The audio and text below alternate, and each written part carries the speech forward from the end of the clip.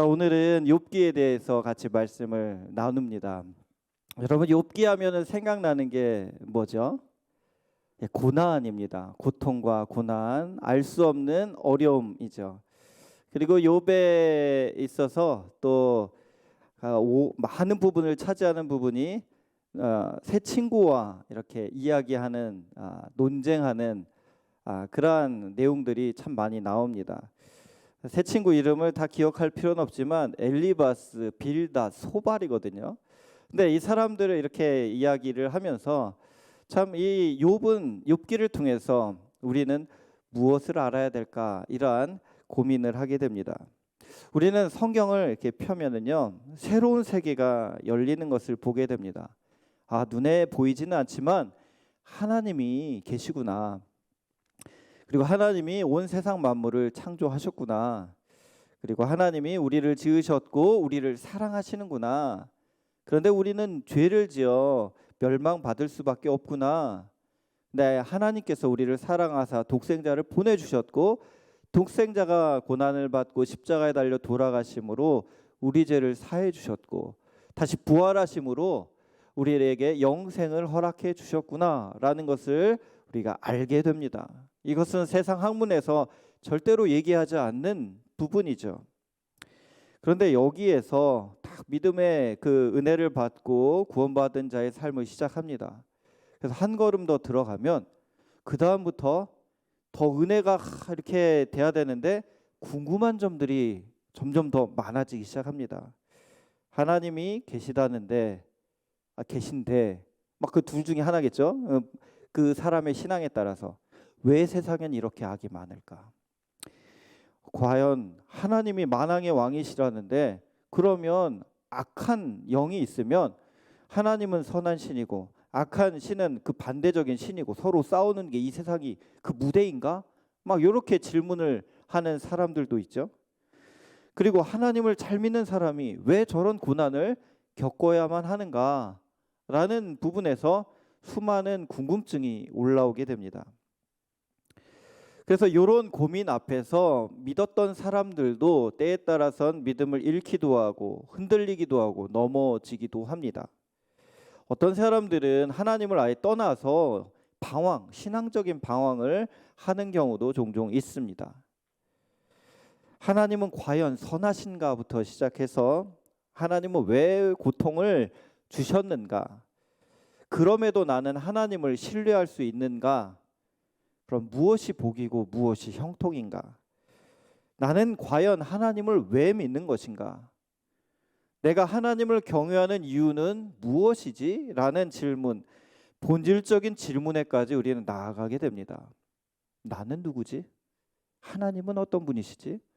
나와 하나님은 어떤 관계인가? 우리가 좀 더 신앙의 깊이 있게 한 걸음 디디면 디딜수록 이런 본질적인 인생에 대한 세상에 대한 나 자신에 대한 그런 깊이 있는 성찰을 하게 됩니다.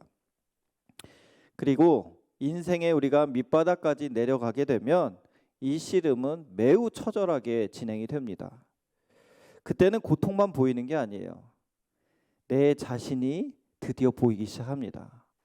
나는 강한 것 같고 믿음이 많은 것 같았는데 이 고통 앞에서 한없이 무너지고 휘둘리고 절망하는 모습을 보면서 내 믿음이 과연 있었던가? 나는 하나님을 어떻게 믿고 살아왔던가?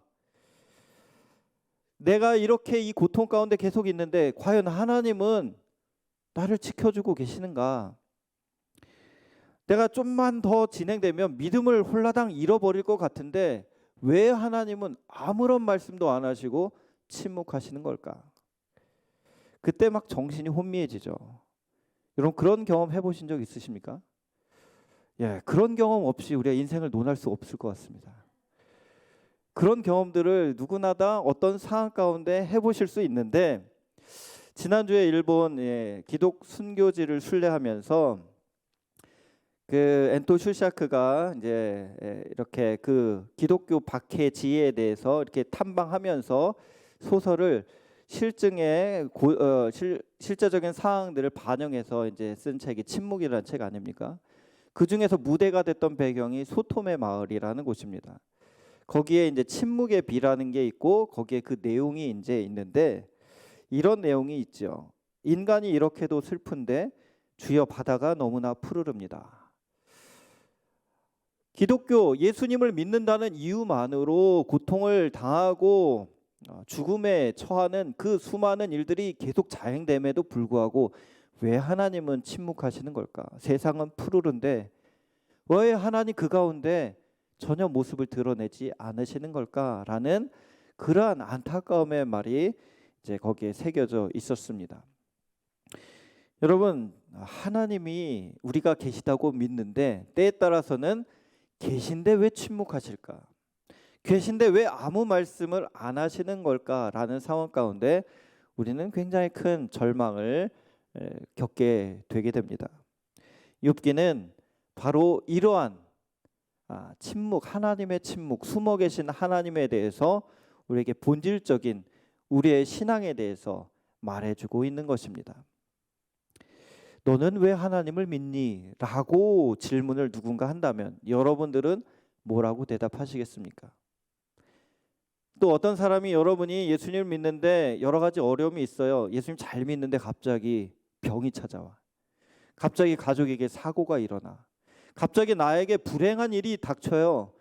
그러면 누군가 물어봅니다. 너는 그런 일이 있어도 하나님을 경외할 수 있겠니?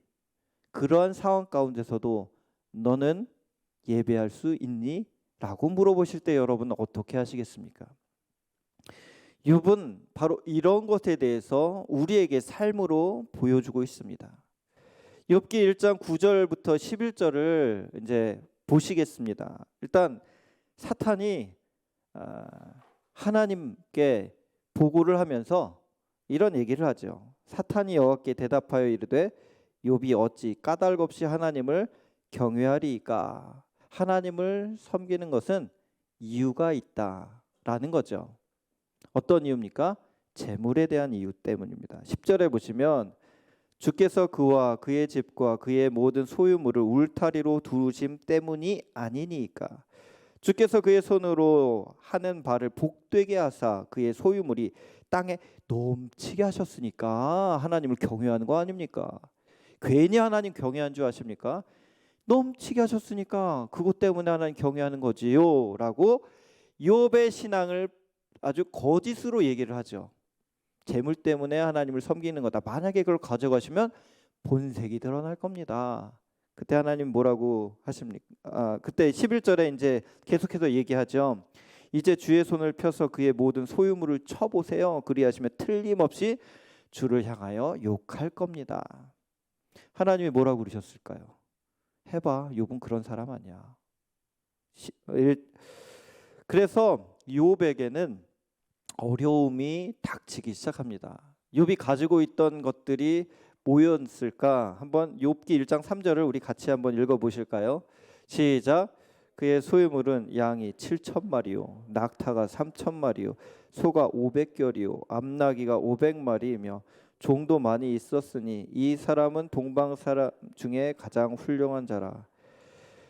아니 어마어마해도 진짜 너무 많지 않아요? 엄청나요. 야, 어떻게 이렇게 많을 수가 있지? 이런 생각이 들지요. 그런데 하루 아침에 이 모든 것을 다 잃어버립니다.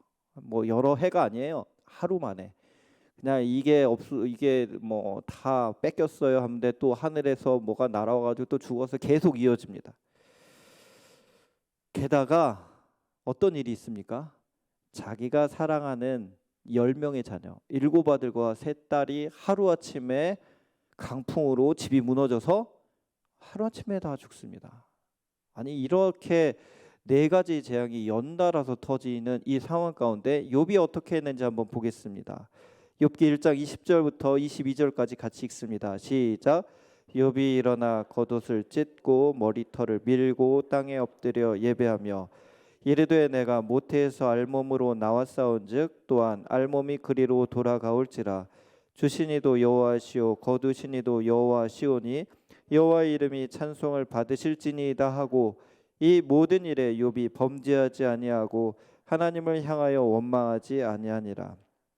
예, 모든 것을 다 잃어버렸어요. 큰 슬픔이 닥쳤어요. 근데 욥은 어떻게 합니까? 예배합니다. 이게 놀라운 모습이에요.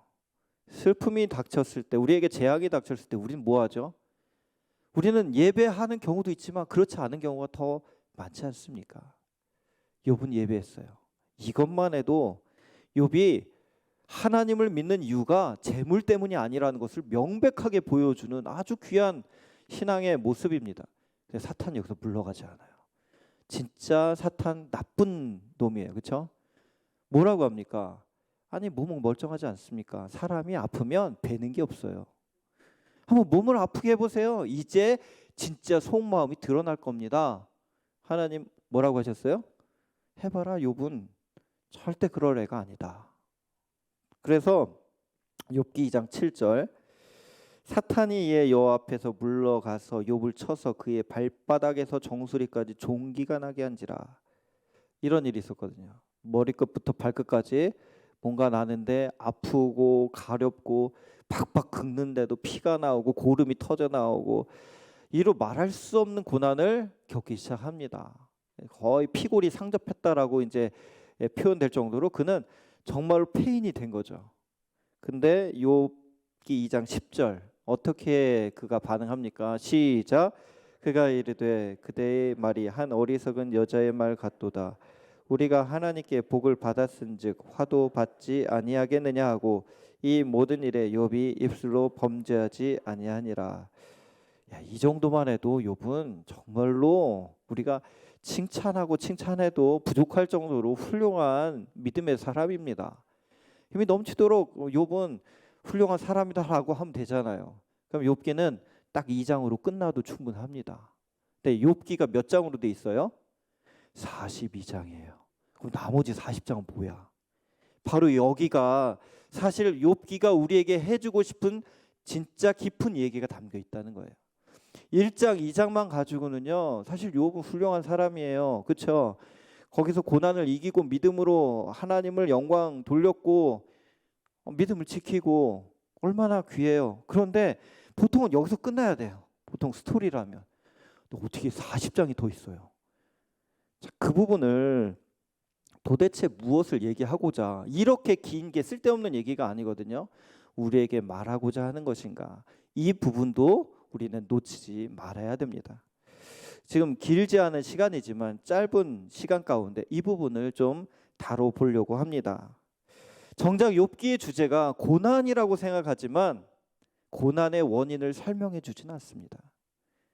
우리는 이렇게 욥을 보면은 이 천상의 이 대결에서 하나님이 욥을 자신하셨기 때문에 이런 일이 일어났다라는 것을 삼자 입장에서 이렇게 보게 되지만 욥은 알아요, 몰라요? 하나님이 전혀 설명을 안 하셨어요. 끝까지. 오히려 질문만 하셨죠. 욥은 몰라요. 끝까지 몰랐어요. 근데 욥이 그것을 안 다음에 할렐루야 했습니까? 몰랐는데도 할렐루야 했습니까? 몰랐는데도 할렐루야 했다는 거예요. 그걸 우리는 알아야 돼요. 우리가 이 세상에 일어나는 수많은 일들을 다 이해하지 못해요. 우리에게 당한 고난 역시 이해하지 못하는 것도 맞습니다. 근데 하나님은 그것에 대해서 일일이 설명을 안 하실 수도 있다라는 것을 우리는 알아야 돼요. 그럼에도 불구하고 성도는 하나님을 신뢰하고 하나님을 믿고 특별히 욥이 보여준 신앙이 무엇인지를 우리는 알아야 됩니다. 결론부터 말씀드리면 욥은 고난의 원인을 아는 것이 중요한 게 아니었어요. 고난 가운데 하나님의 임재를 경험하는 것에 대한 갈급함이 목숨보다도 중요했습니다. 하나님의 침묵이 힘들었지 하나님이 대답 안 하시는 게 그에게는 고통보다도 고통이었지. 그가 하나님을 만나는 순간 그에게 쌓인 모든 원통함, 슬픔, 아픔 눈 녹듯이 놓았어요. 그가 문제가 해결이 된 다음에 하나님을 찬양했습니까? 아니라는 거예요. 욥기의 결론을 보세요. 욥은 문제가 그대로 있어요. 자기는 계속 아파요. 여전히 자신 아직도 알거지예요. 아주 자기를 미워하는 친구들은 그대로 눈앞에 있어요. 하나도 상황은 바뀌지 않았어요. 무엇을 경험했습니까? 하나님의 임재를 보면서 그는 이제 만족합니다. 바로 엎드리잖아요. 바로 꼬리 내립니다. 제가 듣고 싶은 주님의 음성 들었으니까 저 더 이상 바라는 게 없어요. 이게 욥이 우리에게 해주고 싶은, 욥기를 통해서 해주고 싶은 신앙의 모습이 아닐까, 저는 그렇게 생각합니다. 그리고 또 한 가지 중요한 부분이 있는데, 욥기는 단지 그냥 욥의 고통 가운데 인내하고 그런 믿음의 위인의 모습을 보여주는 것에 그치는 게 아닙니다. 이유 없는 고난, 도대체 왜일까 많이 생각하잖아요. 그런데 옛날 사람들은 욥의 친구들처럼 고난을 어떻게 바라본 줄 아세요? 죄 때문이다라고만 바라봤어요. 저 사람은 하나님께 죄를 지어서 징벌을 받는 거야. 그러니까 이런 고난이 찾아온 거지. 라는 그런 흑백 논리, 세상적인 인과응보 논리로 사람들을 평가하고 판단하고 정죄했습니다. 그런데 욥의 이 사건을 통해서 세상에 일어나는 모든 일들은 그런 식으로 다 사람의 관점에서 그렇게 판단하고 잴 수 없다라는 것을 우리에게 알려줍니다. 이건 왜 그렇습니까? 예수님의 고난의 이유를 설명하기 위함입니다. 예수님의 고난 당할 때 이사야 말씀처럼 사람들은 저가 죄를 지어서 하나님께 징벌을 받는다, 그렇게 생각했어요. 욥기를 통해서 무엇을 알려줍니까? 그렇지 않는 경우다. 함부로 얘기하지 말아라. 그가 찔림은 우리의 허물 때문이다. 그는 아무 죄가 없으나 우리의 죄악 때문에 그 고통을 당하시고 맞으시고 우리의 나음을 위해서 그는 십자가에 달리신 거다라는 것을 설명하는 배경이 되는, 밑거름이 되는 게 뭡니까? 욥기라는 거예요. 단지 사람의 어떤 상황을 설명하기 위함이 아니라 예수 그리스도의 이 땅에 오셔서 고난받은 이유를 명백하게 알려주기 위해서 미리 선행학습을 시키신 거라는 얘기죠. 욥기를 보면 그래서 우리는 알 수 있어요. 고난에는 우리가 알 수 없는 하나님의 섭리가 담겨 있구나. 그래서 예수님 오실 때 그 이유가 이것 때문이구나 라는 것을 쉽게 받아들이게 되는 거죠. 구약 성경은 다 그런 목적으로 쓰여진 거예요. 예수님을 설명하기 위해서. 그래서 수요일날 우리가 이렇게 얘기들을 많이 하잖아요. 성경들 얘기하잖아요. 그 왕을 알아서 뭐 하게요? 이스라엘 역사 알아서 뭐 하게요? 그게 나랑 무슨 상관이 있습니까? 그냥 어떤 역사책으로 보면 의미가 없어요. 우리 국사도 잘 모르는데 세계사까지 어떻게 합니까? 그 안에 구속사, 하나님이 우리를 구원하시기 위한 섭리가 담겨 있고 그 이야기를 통해서 예수 그리스도가 누구신지를 알려주시기는 그런 내용들이 담겨 있기 때문에 우리가 성경의 보화를 우리가 보면서 은혜를 입는 것입니다. 자, 욥과 세 친구들을 이제 먼저 보실 텐데요. 일단 욥의 고통을 분석을 하자면 크게 재물을 잃었죠. 그다음에 자녀를 잃었습니다. 자녀를 모두 잃었어요. 이게 1장에 나오는 시험이에요. 세 번째는 자기가 온통, 그러니까 건강을 모두 잃어버렸어요. 그리고 아내가 돌아섭니다. 가장 가까워야 될 아내가 돌아서는 것, 이것이 2장에 나오는 욥이 당한 시험입니다. 여기서 이제 끝이 아니라 본격적인 시험과 고난이 언제 시작됩니까? 친구들이 왔을 때. 여러분, 친구라는 말이 뭐예요? 이거 좋은 뜻이잖아요. 친구라고 하면 적어도 어려울 때 친구가 좋은 친구다란 말처럼 다 와서 힘이 되고 위로가 되고 얘기가 되고 이러면 좋잖아요. 근데 나쁜 친구 만나면 뭐죠?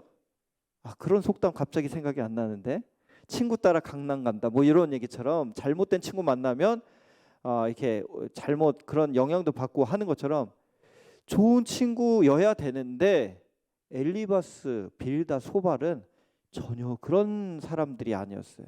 근데 이들이 믿음이 없었냐? 하나님을 아는 사람들이었다는 거예요. 전혀 이방신을 섬기는 이들이 아니었는데 이들은 욥에게 지옥을 경험하게 했어요. 가장 아픈데 거기다가 더 들쑤시는 아주 이루 말할 수 없는, 그래서 욥기를 보잖아요. 화나요. 저는 이 대목 가면 진짜 이 정도 막 뚜껑이 열릴 정도로 화가 납니다. 해도 너무하네. 진짜 어떻게 이렇게 할 수 있을까? 몸이 아프고 이런 것도 고통이죠. 돈이 없는 것도 고통이에요. 일이 안 되는 것도 고통이에요. 가장 큰 고통이 뭔지 아십니까? 관계에 문제가 생겼을 때예요. 몸이 건강해요. 잘 살아요. 그렇다고 행복합니까? 가족이 나를 이렇게 좋아하지 않아. 아내든 자녀든 그 마음이 막 떠나 있어. 일하는 일터에서 관계가 안 좋아. 그러면은 자주 만나는 사람들을 하고 관계가 힘들다? 그럼 어떻게 돼요? 거기가 지옥이에요. 가까이 만나는 사람들과 평안하고 기뻐요. 그럼 거기가 뭐예요? 천국이에요. 욥은 관계 문제로 더 무너지기 시작하는 거예요. 몸이 아픈 것도 참았어요. 자녀 이런 것도 참았어요. 근데 친구들이 와서 해대니까 도저히 견딜 수가 없는 거예요. 3명 플러스 엘리후까지 4명이 돌아가면서 까잖아요. 아픈데 또 까고 깐데 또 까고. 와, 얘가 그만하면 두 번째 타자 나와가지고 때리고 1라운드 끝났어요. 2라운드가 시작되네. 2라운드 3라운드까지 가. 그러면서 엘리후가 또 나와가지고 욥이 조목조목한 거를 또 까. 그때 욥이 할 말이 없어. 너무 지쳐가지고. 그러니까 하나님이 등장해서 이제 그만 얘기시키고 이제 욥하고 얘기하시는 거 그런 내용이잖아요. 여러분들의 삶에 평안하십니까? 관계가 평안하십니까? 이런 문제일 때 여러분 어떻게 하십니까? 바로 이것을 사실 그리스도인들에게 가장 힘든 부분이 이 부분이 아닐까 생각해요. 관계가 힘들면 참 교회 떠나는 경우도 되게 많아요. 대부분 떠나는 이유가 예수님 때문에 안 떠나요. 누구 보기 싫어서, 누구 때문에 그런 일들이 많다는 거예요. 그거를 극복하려면 우리는 욥기를 통해서 우리 자신을 돌아봐야 됩니다. 전형적인 엘리바스, 소발, 빌닷 같은 종교인들이 있어요. 아니 이들한테는 아무리 얘기해도 설득이 안 돼. 그냥 어떤 이원론적으로 보이는 거 가지고 사실은 근거도 없어요. 욥이 무엇 때문에 죄를 지었단지에 대해서 그들이 봤어요? 몰라요. 그냥 아프니까 요거가 근거라는 거예요. 이런 말도 안 되는 일이 어디 있습니까? 뭔가 진짜 너가 그때 이렇게 했잖아 라고 얘기를 하면 아 그때 내가 그랬지 라는 얘기를 하겠지요. 그게 아니라 그냥 너 지금 벌 받았지. 그게 바로 너의 죄 때문이야 라고만 얘기해야 되니 이게 어디 말입니까? 이게 방구입니까? 말도 안 되는 얘기예요. 자, 선을 넘는 얘기까지 막 해댑니다. 욥기 8장 4절을 한번 보시면 이 얘기는요. 빌닷이 한 얘기예요. 두 번째 주자 빌닷. 그러니까 엘리바스도 그렇고 빌닷도 그렇고 소발도 그렇고 다 나쁜 친구들이에요. 얘 뭐라고 하냐면 4절에 보면 내 자녀들이 주께 죄를 지었으므로 주께서 그들을 그 죄에 버려 두셨나니. 너 자식 죽은 거 그거 애들 죄 때문이야. 아이가 죽었어요. 하루아침에 눈에 나오도 아프지 않을 열 자녀가 죽었는데 그 앞에 대다 대고 죽어도 싼 짓을 해서 죽은 거야 라고 얘기하는 이런 진짜 화 안 나십니까? 이거는 있을 수 없는 일이에요. 그러면서 나온 말이 뭐예요? 이게 4절이거든요. 이런 얘기를 쭉 하다가 8장 7절 화면 띄워주세요. 내 시작은 미약하였으나 내 날을 심히 창대하리라. 이 맥락 가운데 나온 말이 이거예요. 이 말이 나쁘다는 말이 아니에요. 이 말이야 좋죠. 근데 이 맥락에서 욥에게는 이게 뭐예요? 비수입니다. 야, 네가 잘못했고 네 자식들이 잘못해 이 꼴 당했으니까 정신 차려. 그럼 잘 될 수도 있어. 이 얘기예요. 그게 은혜롭게 들립니까? 아니죠. 그래서 초기 한국 교회는 이거 많이 썼는데 성숙해지는 지금에는 많이 안 써요. 왜요? 이런 맥락 가운데 저주의 말이었거든. 사실은 맥락 가운데는 그러니까 맥락을 봐야 돼요. 말 자체가 잘못된 건 아니에요. 믿는 자들에게 하나님이 복을 주시고 뭐 근데 꼭 이런 경우만 있는 것도 아니에요. 이게 창대의 의미가 뭐인지에 따라서도 달라지는데 이 빌닷의 이 말은 창대는 잘 살고 잘 먹고예요. 그러니까 이거 자체 가지고 얘기한다는 건 참 아이러니죠. 여러분들이 훔치지 않았어요. 네, 사람들이 몰아가요. 너 훔쳤잖아. 너 훔쳤으니까 이런 일이 있는 거 아니야? 라고 막 해요. 그러면 그래 나 훔쳤어 라고 얘기하실래요? 나 안 훔쳤어. 근데 예전에 이제 우리나라 그런 일들이 있다고 이제 하잖아요. 범인을 만들어. 너 집에 빨리 가고 싶지? 그러면 인정을 해. 그러면은 봐줄게. 그래가지고 이게 허위 자백이라고 하죠. 그럼 내가 했다. 그렇게 얘기할게. 이런 욥은 절대로 그렇게 못해요. 내 목에 칼이 들어와도 아닌 건 아닌 거지. 나는 그런 죄를 지을 정도, 이런 벌을 받을 만한 죄를 지은 적은 없어. 나도 죄인이지. 욥이 죄가 없다고 얘기한 적 없어요. 인정해요. 근데 내가 이런 죄를 지을 정도로 나는 그렇게 하나님 앞에 잘못하지 않았어 라고 얘기를 하는 거예요. 자수해서 광명 찾자, 좋은 말이지만 잘못 안 한 사람들은 그것은 몰아가는 말밖에 안 된다. 선동이죠. 그래서 욥은 나중에 울어요. 중간에 울어요. 욥기 16장 2절 20절 한번 보실까요? 나의 친구는 나를 조롱하고 내 눈은 하나님을 향하여 눈물을 흘리니. 그리고 친구들한테 그만하라고 호소합니다. 19장 21절 같이 읽습니다. 시작. 나의 친구야 너희는 나를 불쌍히 여겨다오. 나를 불쌍히 여겨다오. 하나님의 손이 나를 치셨구나. 이 정도로 하소연하면 이제 그만해야 되잖아요. 그 세 명은 정말로 너무해. 뭐라고 한 줄 아세요? 하나님의 진노 내가 받는 거 억울해하지 마. 이건 싼 일이야. 내 죄를 순순히 인정하고 하나님의 책망 받아들여. 여러분 욥기를 한번 보세요. 아주 노골적으로 그 친구들이 그렇게 공격해요. 이게 세 명이 그렇게 돌리면서 계속 그렇게 하니까 욥이 나중에 어떤 줄 아세요? 지쳤어요. 그래서 그때는 하나님 앞에 얘기합니다. 그때 나온 말이 뭡니까? 욥기 23장이에요. 23장 9절과 10절을 우리 같이 읽습니다. 시작. 그가 왼쪽에서 일하시나 내가 만날 수 없고 그가 오른쪽으로 돌이키시나 배울 수 없구나. 그러나 내가 가는 길을 그가 아시나니 그가 나를 단련하신 후에는 내가 순금같이 되어 나오리라. 여기서 나오는 말이 이 말이에요. 하나님은 아시지.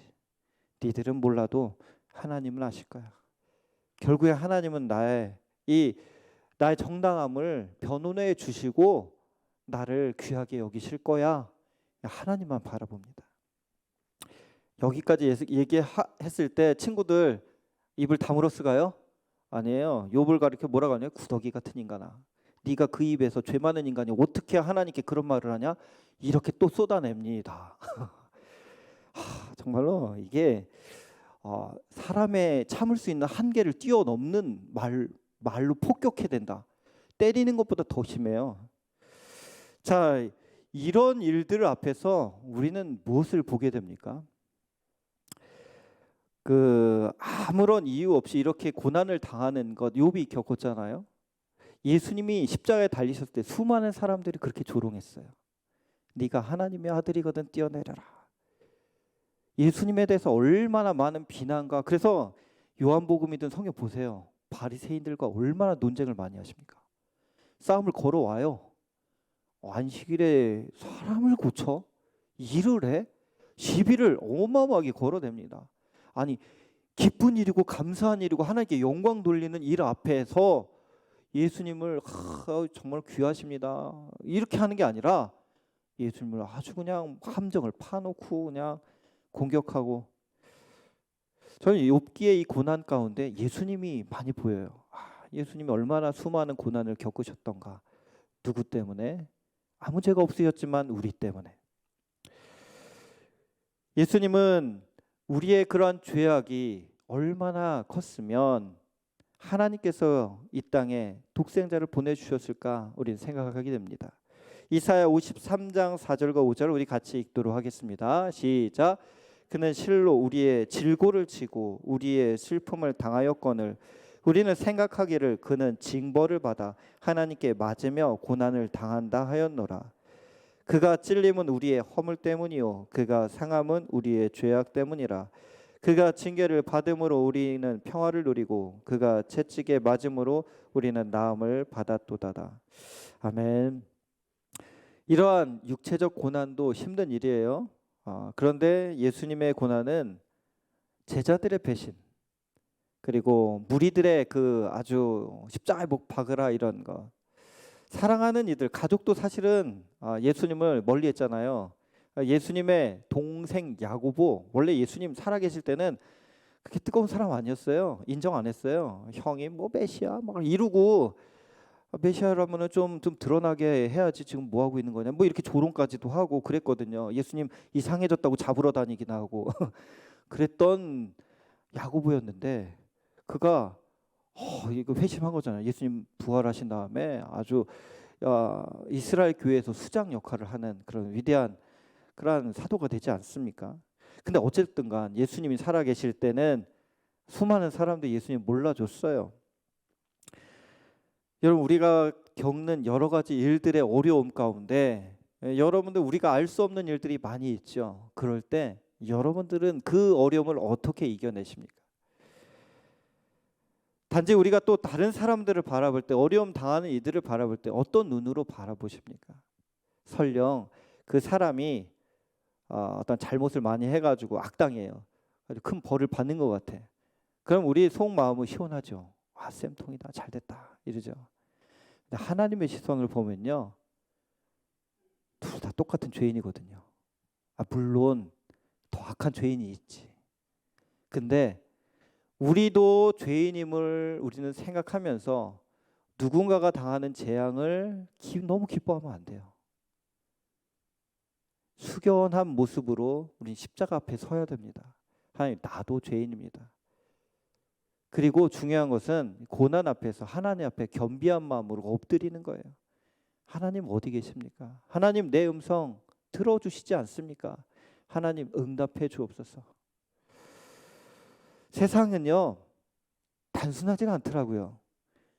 여러분, 복을 많이 받으면, 돈이 많아요, 건강해요, 지위가 높아요, 그러면 그 사람은 하나님이 사랑하는 사람입니까? 하나님이 사랑해서 복을 그렇게 주신 겁니까? 그런 논리라면, 그러니까 그런 논리예요. 여기 새 친구들의 입장은 그런 논리죠.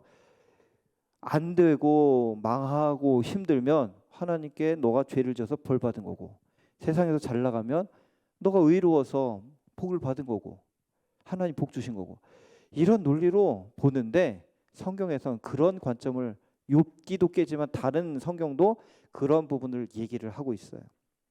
시편 73편 3절부터 5절을 우리가 함께 보겠습니다. 시작. 이는 내가 악인의 형통함을 보고 오만한 자를 질투하였음이로다. 그들은 죽을 때에도 고통이 없고 그 힘이 강건하며 사람들이 당하는 고난이 그들에게는 없고 사람들이 당하는 재앙도 그들에게는 없나니. 보이는 걸로 판단하면 안 돼요. 잘 된다고 그 사람이 좋은 사람 아니라는 거예요. 악인들도 잘 되기도 해요. 죽을 때까지 고난이 없기도 해요. 그런 걸 보면, 여기서 나오죠. 아삽이 지은 시거든요. 그걸 보면서, 악인의 형통함을 보면서 내가 실족할 뻔했다, 시험 들 뻔했다 얘기하잖아요. 시편 73편 12절도 이래요. 볼지어다 이들은 악인들이라도 항상 편하고 재물은 더욱 불어나네. 어처구니가 없죠. 그래서 뭔가 잘 되는 것으로 판단하거나 그것이 우리의 인생의 목적이 되어서는 안 된다는 것을 알려줍니다. 무엇이 복입니까? 73편 28절. 시편 73편의 이야기들이 쭉 이어지면서 나오는 말씀을 우리가 주의 깊게 봐야 됩니다. 함께 읽습니다. 시작. 하나님께 가까이함이 내게 복이라. 내가 주 여호와를 나의 피난처로 삼아 주의 모든 행적을 전파리이다. 그렇지 않습니까? 복이 뭡니까? 하나님을 가까이 하는 것이 복이라는 거예요. 무엇이 없어도. 그래서 하박국의 고백 뭐예요? 외양간 안에 소가 없고 무화과가 없고 양도 없고 들에 뭐가 아무것도 없어도 여호와로 즐거워하는 이유가 뭐예요? 하나님이 나에게 복이시기 때문에. 우리가 이 욥이라든지 하박국이라든지 이런 신앙의 위인들의 모습을 보면서, 하나님, 제 마음은 그렇지가 않네요. 뭔가 있어야지 감사하고 해결되어야지 찬양하는데, 하나님, 제가 좀 그러한 성숙한 이들의 모습을 닮아가고 예수님을 닮기 원합니다. 이런 기도를 해야 하지 않을까 생각합니다. 바라기는 우리의 기도 가운데 주세요라는 기도만이 온통 채워질 것이 아니라, 주님 닮기 원해요. 주님이 나의 삶의 주인으로서 가장 많이 차지되는, 가장 주님이 내 삶의 중요한 분으로 제가 여기고 그렇게 주님을 가까이 하기에 온 마음과 힘을 다하기 원합니다. 이런 기도를 드리시기를 소망합니다. 바울은요, 일부러 고난까지 당했잖아요. 옥에 갇히고 매도 수없이 맞고 여러 번 죽을 뻔하고, 고린도 후서에서 그가 이건 수없이 열거예요. 39대를 5번 맞고, 3번 태장 맞고, 1번 돌로 맞고, 3번 파선하고, 강의 위험, 강도의 위험, 동족의 위험, 이방인의 위험, 시내의 위험, 광야의 위험, 바다 위험, 거짓말하는 자의 위험 등등. 내가 배고프기도 하고 뭐 이런 얘기 왜 합니까? 드러난 걸 보면 바울은 복 받은 사람 아니에요, 절대로. 이런 고난 받는데 뭐 복 받았습니까? 근데 바울이 자기가 복이 없다고 얘기해요? 아니에요. 우리가 오히려 복을 자처한 사람이죠, 이 사람은. 여러분, 우리가 이런 성경을 펼 때 예수님을 보면서 예수님을 따르고자 하는 몸부림쳤던 사람들의 그 발자취를 볼 수 있기를 소망합니다. 하나님, 나는 이에 비하면 너무나도 부족하네요. 주여, 제가 걸어가야 될 길이 더 멉니다. 주여, 저를 이렇게 믿음의 어떤 부유한 자가 되게 하옵소서. 이렇게 하나님 앞에 부르짖으시기를 소망합니다. 끝으로 우리가 욥이 느끼는 감정, 아까 가장 큰 고통이 뭐라고 했죠? 하나님의 침묵이었습니다. 욥기 13장 24절 함께 보시겠습니다. 시작. 주께서 어찌하여 얼굴을 가리시고 나를 주의 원수로 여기시나이까. 욥기 23장 3절 4절 3절과 8절을 또 읽겠습니다. 시작. 내가 어찌하면 발견하고 그의 처소에 나아가랴. 그런데 내가 앞으로 가도 그가 아니 계시고 뒤로 가도 보이지 아니하며. 자, 이런 이야기를 하는 이유가 뭡니까? 욥은요, 지식적으로 하나님을 아는 자, 지식적으로 하나님을 믿는다고 고백하는 자가 아니라 실존적으로 하나님과 교제했던 자이기 때문이에요. 예수님이 십자가에 달렸을 때 가장 큰 고통이 뭔지 아십니까? 십자가에 박힌 이 못 박힌 고통이 아니에요. 당연히 고통스럽죠. 그런데 엘리 엘리 라마 사박다니, 나의 하나님 어찌하여 나를 버리셨나이까. 십자가라는 것은 버림받음이에요. 하나님께, 독생자 예수 그리스도께서 하나님과 함께 늘 계셨는데 버림받은 고통을 겪는 걸 참을 수가 없으셨어요. 이거 꼭 해야 됩니까? 하나님과 버림받는다는 거는 예수님 감당이 안 되는 그런 큰 문제였어요. 3번씩이나 기도하셨잖아요. 그래도 져야 한다면 영혼들을 위해서 내가 지겠습니다라고 하셨지만 십자가에서 어찌하여 나를 버리셨나이까 통곡이 나오시지 않습니까? 버림받음의 이 아픔. 여러분, 이 욥이 이런 얘기하는 거잖아요. 버림받은 것 같은 하나님의 침묵 앞에서 터져나온 하나님 어디 계십니까? 그때 하나님 어디 가셨었습니까? 아니죠. 그 부르짖는 욥의 부르짖음을 하나님은 다 알고 보고 세밀하게 함께 하셨던 거예요. 그래서 욥에게 하나님이 딱 드디어 나타나시면서 욥에게 얼마나 많은 질문을 하십니까? 내가 이것을 아느냐? 막 여러 가지 이제 질문을 던지시는데 욥은 물론 당연히 한마디도 대답 못했죠. 그런데 욥은 행복했어요. 하나님의 임재 앞에서 그는 드디어 하나님과 이야기를 하는구나. 전에는 하나님을 귀로만 들었는데 이제는 하나님을 눈으로 뵙네. 이보다 영광스러운 일이 있나. 다시 한번 오늘 읽은 말씀을 욥기 42장 5절 6절 같이 읽겠습니다. 시작. 내가 주께 대하여 귀로 듣기만 하였사오나 이제는 눈으로 주를 배움나이다. 그러므로 내가 스스로 거두어드리고 댓글과 제 가운데에서 회개하나이다.